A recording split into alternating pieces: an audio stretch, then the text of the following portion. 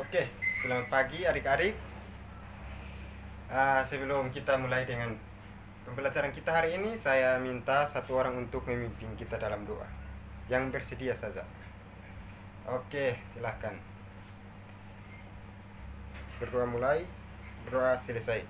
Oke, terima kasih. Ah, di sini Pak akan absen dulu ya. Jadi, cek kehadiran untuk hari ini. Oke, terima kasih untuk hari ini semua hadir ya. Baik, jadi kita akan mulai dengan pembelajaran kita hari ini dengan judul konsep ilmu ekonomi. Nah, sebelum kita masuk ke pertemuan kita hari ini, Pak mau tanya dulu, Ah, ada yang masih ingat ini materi yang sudah kita bahas pada minggu lalu? Oke, baik ya. Jadi materi kita minggu lalu itu tentang pasar. Nah, mungkin ada yang masih ingat pasar itu apa? Oke, terima kasih. Jadi pasar itu adalah tempat untuk melaksanakan pertemuan antara pembeli dan penjual. Oke, terima kasih. Nah, di sini kita akan masuk dalam pembelajaran kita hari ini tentang konsep ilmu ekonomi. Nah, di sini ada beberapa materi pokok yang akan kita bahas, yaitu yang pertama ilmu ekonomi, masalah utama ekonomi, dan macam-macam kebutuhan. Oke, baik. Jadi kita akan masuk dalam pembahasan yang pertama, yaitu ilmu ekonomi. Nah, mungkin sebelumnya ada yang tahu apa itu ekonomi? Pasti adik-adik sering dengar ya tentang kata ekonomi itu. Mungkin kalau misalnya adik-adik dengar kata ekonomi itu identik dengan uang. Tapi ternyata ekonomi itu tidak sesempit itu. Nah, kita harus kita harus mempelajari dari ekonomi ini. Nah, kita harus tahu dulu ekonomi itu apa. Jadi, ekonomi itu berasal dari bahasa Yunani, yaitu oikonomi. Nah, oikonomi ini berasal dari dua kata, yaitu oikos dan nomos. Nah, oikos itu berarti rumah tangga dan nomos itu berarti aturan. Jadi, ekonomi ini memiliki dua arti, yaitu arti sempit dan arti luas. Jadi, ekonomi dalam arti sempit yaitu aturan rumah tangga, sedangkan dalam arti luas berkaitan dengan kegiatan manusia dalam memenuhi kebutuhannya. Oke, mungkin sampai di sini ada yang belum mengerti. Oke, kita lanjut. Kita masuk dalam tujuan mempelajari ilmu ekonomi. Nah, di sini tujuannya untuk memenuhi ilmu ekonomi. Tujuannya untuk memenuhi kebutuhan manusia agar tercapai kemakmuran dengan memprioritaskan kebutuhan yang lebih penting. Oke, kita lanjut. Yang berikut, skala prioritas kebutuhan. Nah, bagaimana cara menyusun skala prioritas kebutuhan? Jadi,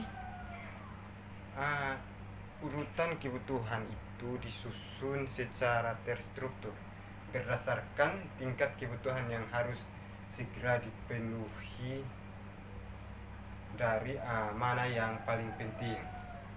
Nah, untuk cara untuk menyusun skala prioritas kebutuhan ini, kita harus menyusun terlebih dahulu kebutuhan yang paling penting sampai yang tidak penting ya. Mungkin sampai di sini adik-adik ada yang belum mengerti? Oke, baik ya, kalau semua sudah mengerti. Jadi kita akan lanjut macam-macam kebutuhan.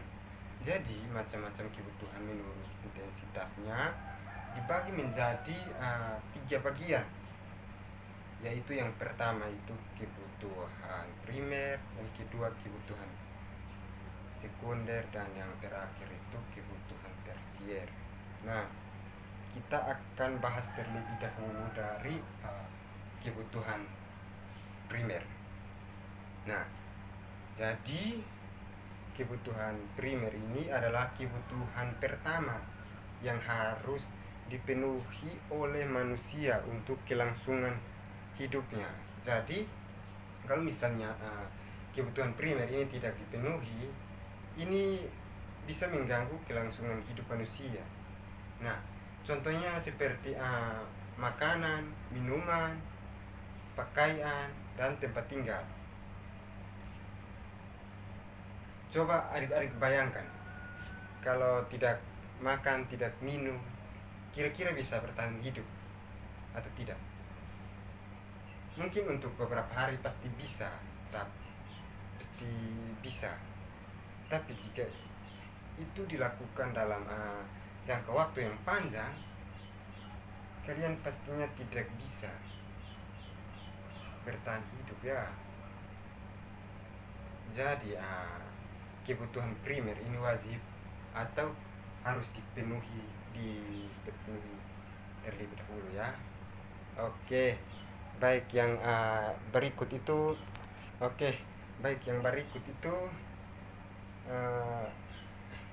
kebutuhan sekunder. Nah, kalau kebutuhan sekunder ini sifatnya pelengkap saja.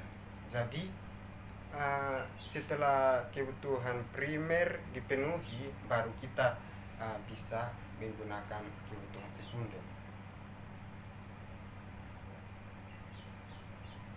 Mungkin contoh kebutuhan sekunder itu contohnya seperti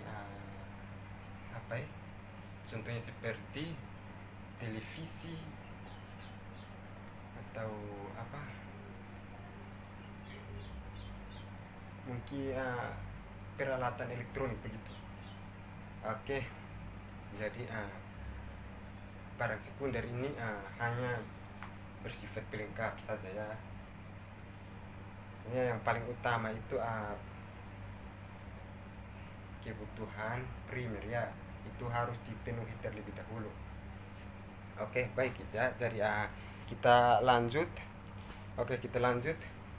Yang ketiga itu ada tersier. Nah, kalau misalnya tersier ini kebutuhan yang dipenuhi setelah kebutuhan primer dan kebutuhan sekunder itu sudah terpenuhi.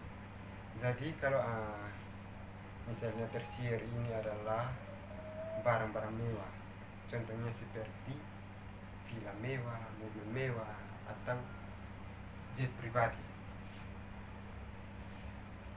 Mungkin sampai di sini ada yang belum mengerti, silahkan bertanya. Oke, baik ya, kalau tidak ada yang bertanya, materi kita pada hari ini cukup sampai di sini. Dan sebelum kita akhiri pertemuan kita hari ini, saya minta satu orang untuk memimpin kita dalam doa. Oke, berdoa mulai, berdoa selesai. Oke, terima kasih ya. Jadi kita akan lanjut di minggu depan ya. Oke, salam, sampai jumpa minggu depan. Terima kasih.